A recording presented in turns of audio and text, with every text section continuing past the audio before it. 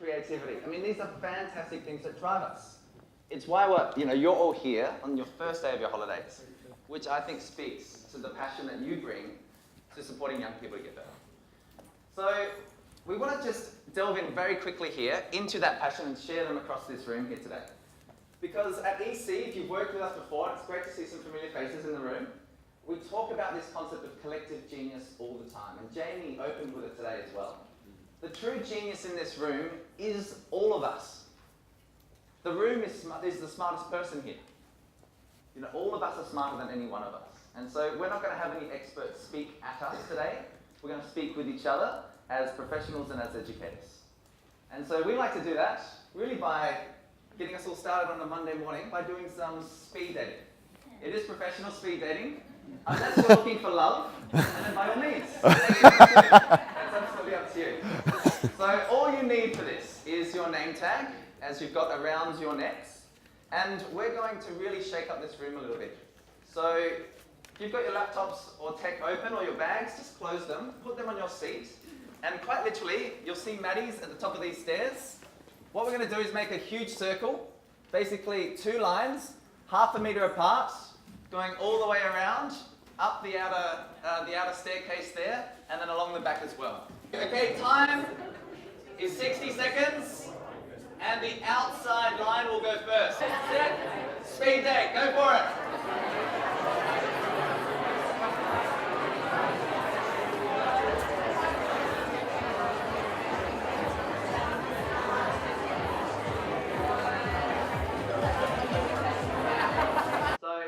New person in front of you, we're going to remove the constraints slightly, but we want you to practice active listening here. Be really present, mindful listening. You don't need to stay in this formation anymore. You can find 2 seats, and because we're so kind, we give you 5 minutes total, 2.5 minutes each. Really get to know this person, this individual, this change maker, and what drives them to be an educator and to try to change the lives of kids every single day. Wherever you want to go, 5 minutes, have a deep chat and connect. Who are we? As Jamie introduced us, and Nick, we're Education Changemakers. We've got one of our co-founders here as well, Dave Faulkner. But basically, we're lucky. We get to go around and work with great teachers to help you guys do your jobs even better by sharing some interesting insights that we are seeing across the world in terms of innovation in education as well, and also depth of learning. So my name's Maddie Scott-Jones, and I actually never wanted to be a teacher. Right from the age of 5, my dad's a rural GP, and I grew up listening to all of these phenomenal stories of things that he was doing at work, and I was dead set on being a doctor when I grew up too. I remember a couple of times, once he came home and he told us about how he'd stitched up someone's leg after he'd been attacked by a shark. Another time, a gentleman had had a little bit too much to drink and had fallen over and sliced his nose off on the edge of a corrugated iron dog kennel. And I was fascinated by these stories and worked really hard to get to med school in New Zealand. Ended up starting and absolutely hated it.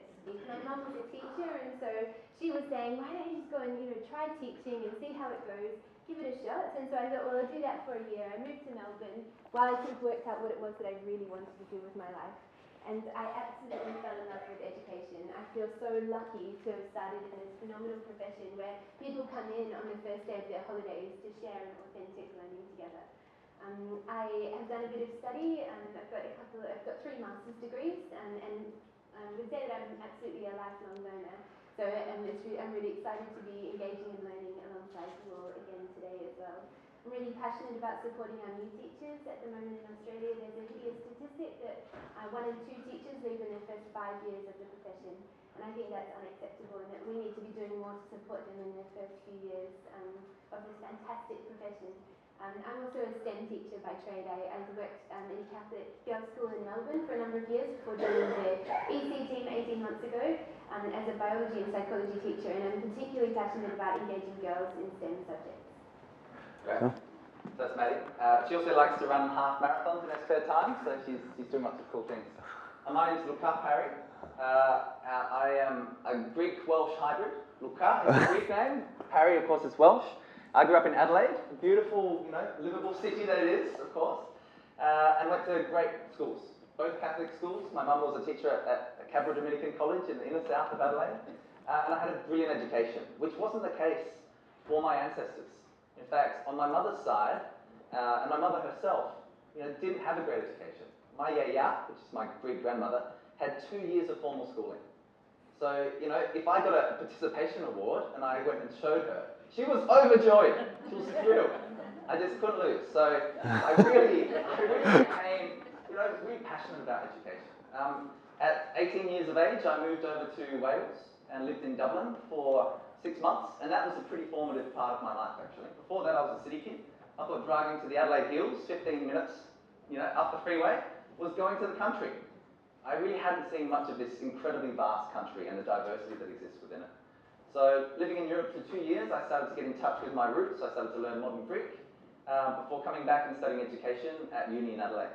I became very passionate about languages. I ended up living in Greece for a time, in Chile for 6 months as well, before becoming a teacher and moving out to one of the most remote schools in the country, Mimali Arnango School, on the Arnango Bijinjara Yankunytjatjara lands, which I lived in South Australia my whole life. I'd never heard of this place.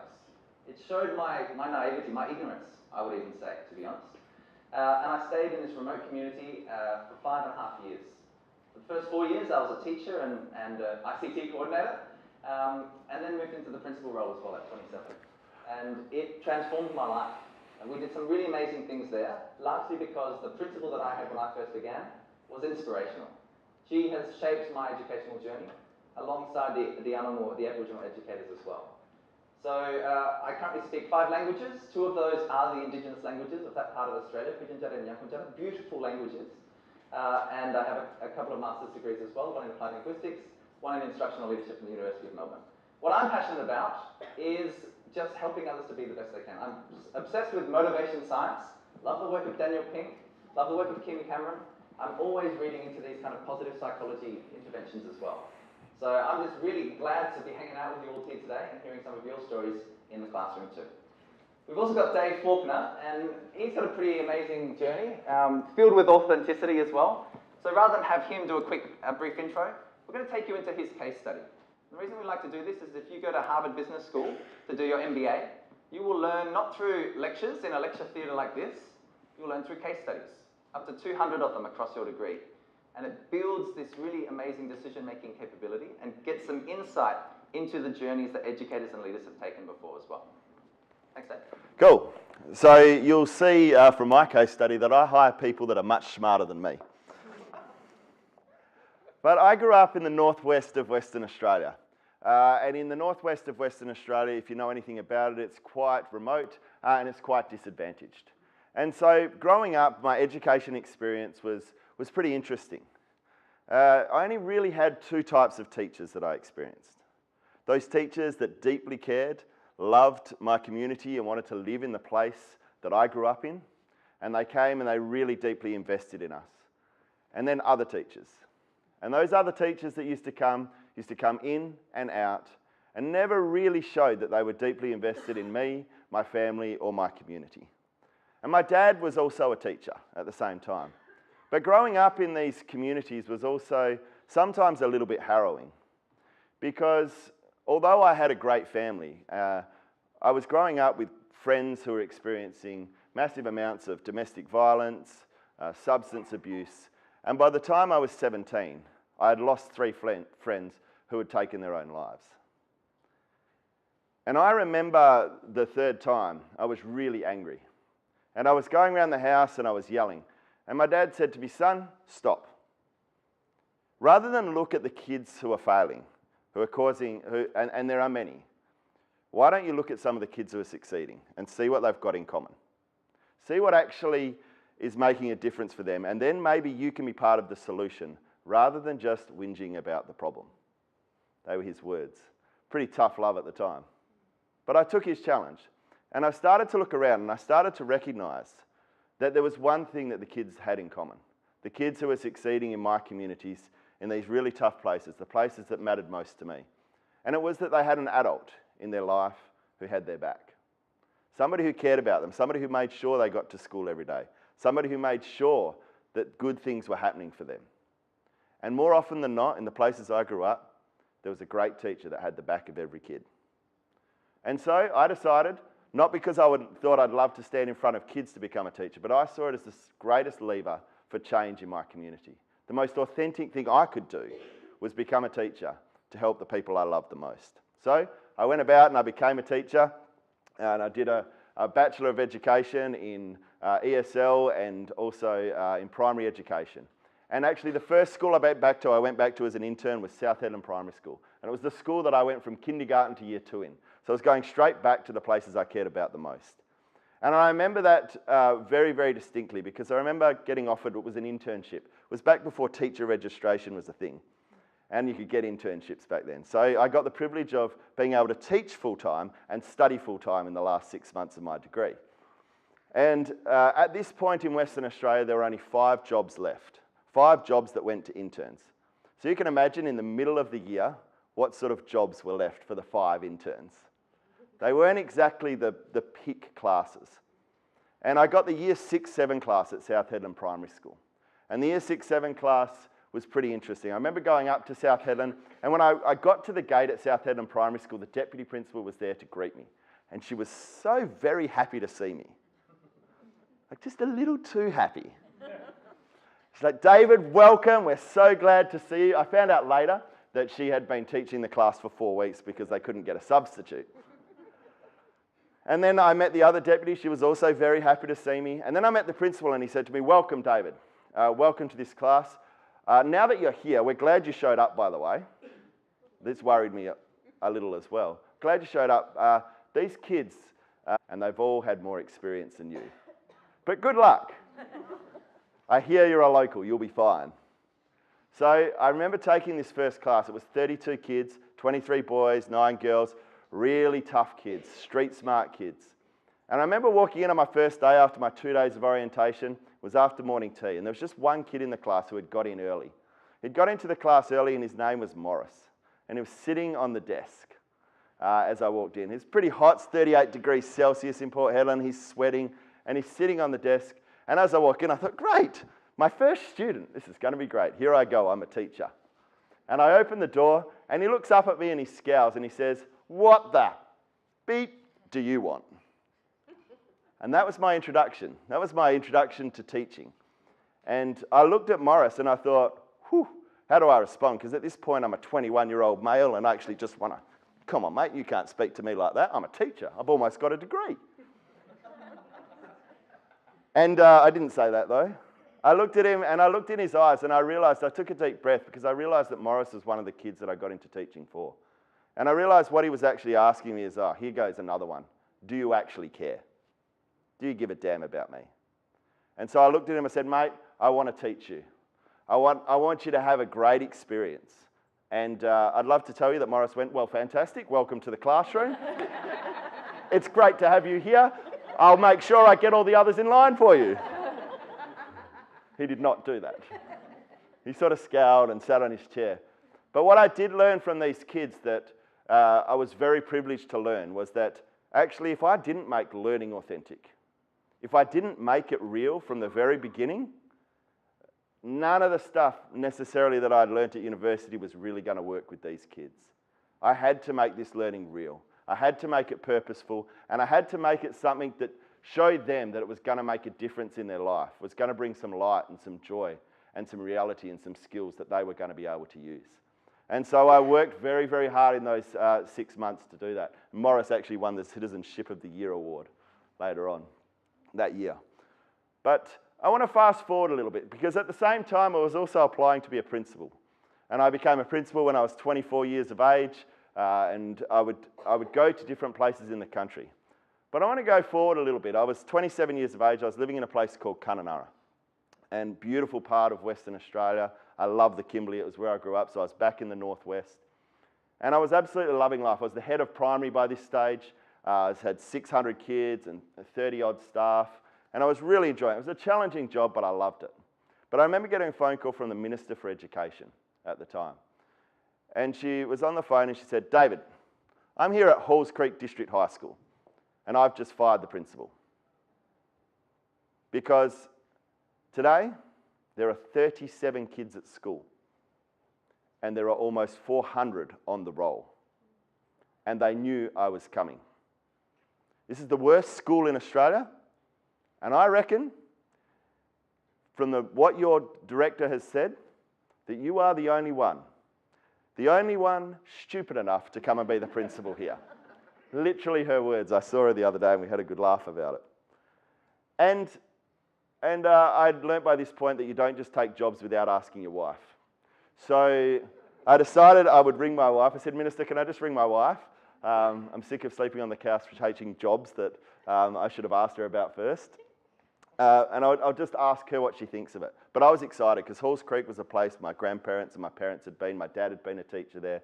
My uncle had been a teacher there. So I was actually excited about this job. Not many people would be at this point.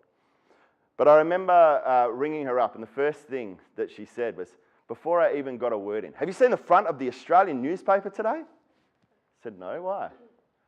Whew, it's about Halls Creek. Worse than a war zone. And it's all about the school. Amazing, hey? I thought, whew.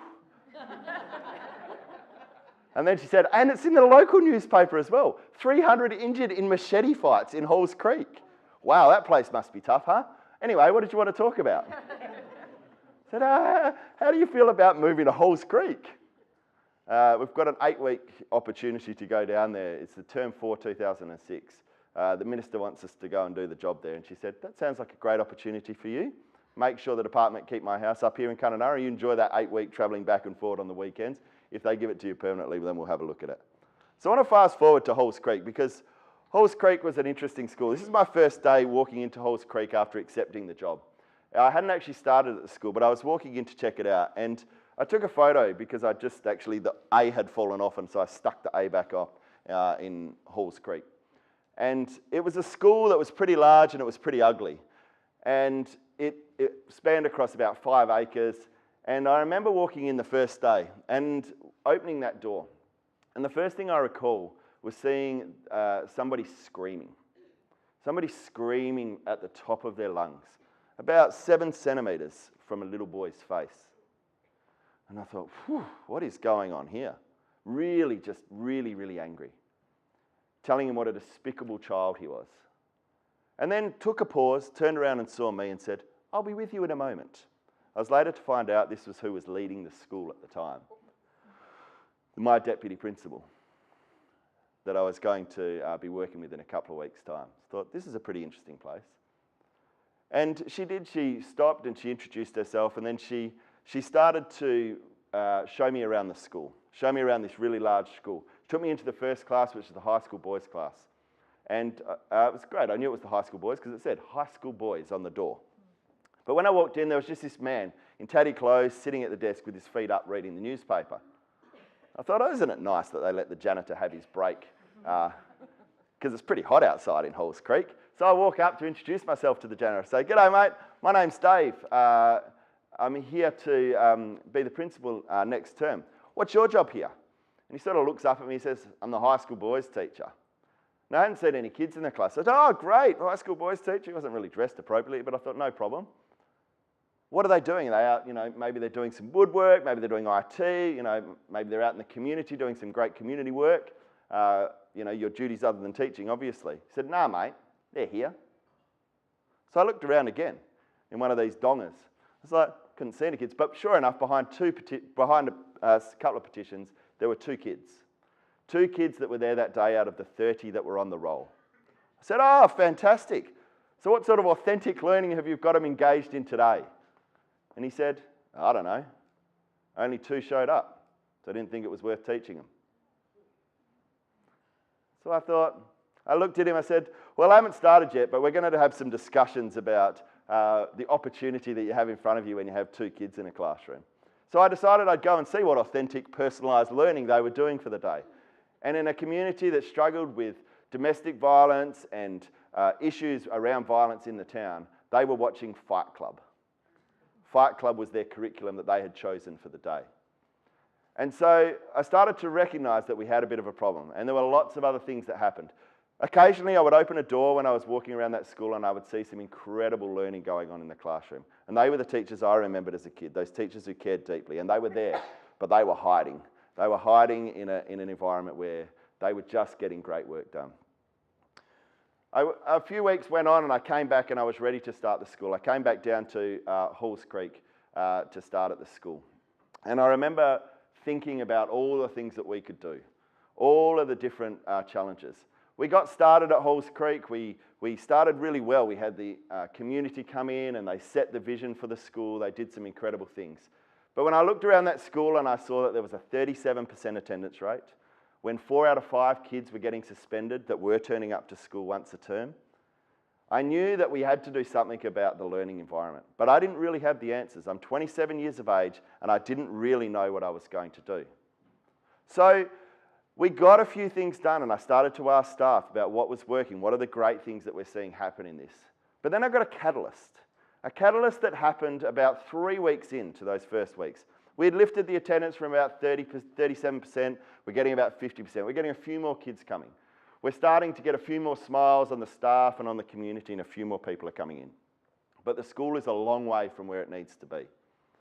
But I get a catalyst. My business manager rings me up and he says, David, we have $200,000 sitting in the account from the federal government, and you need to spend it in the next 4 weeks or we have to give it all back. And I thought, fantastic. $200,000 to spend. And I started to think, wow, I've got all of these issues, 37% attendance, behaviour issues. The school looks disgusting. The kids are eating terribly. The teachers' feeling of self-worth is way, way down. We've got a lot of issues.